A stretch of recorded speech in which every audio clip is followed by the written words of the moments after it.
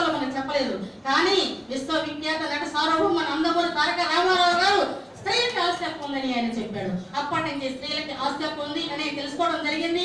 ఏది ఏమైనా అంబేద్కర్ గారు మనకి అనుకూలంగానే రచించడం జరిగింది. కాబట్టి మరి ఇన్ని ఉద్యమాలు జరిగినాయి కానివ్వండి, ఇన్ని మరి మహిళలు ఈనాడు సమస్యల సుడిగుండంతో దారిద్ర్యంతో ఎన్నో బాధలు అనుభవిస్తున్నారు అనమాట. వాళ్ళకి ఉపాధి లేక, ఆర్థిక పరిస్థితి లేక ఎంతో బాధతో అవనిలో సగ భాగమైనటువంటి అతివ సమస్యల సుడిగుండంలో దారిద్ర్య బాధతో బతుకు ఈడుస్తుంది.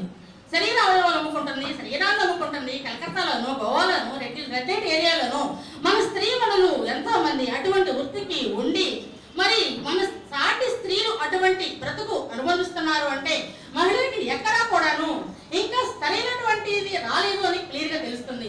30 సంవత్సరాల స్త్రీలలో సీతారామ శాస్త్రి గారు రాశారు, మారదు కాలం మారది లోకం నిక్కదీసి అడుగు ఈ సిగ్గు లేని జనాన్ని అగ్గితో కడుగు ఈ సమాజ జీవోత్సవాలని అని 30 ఏళ్ళైనా కూడా ఒక పాట రచించి ఇప్పటికీ కూడా ఎటువంటి కూడాను సభ్య సమాజం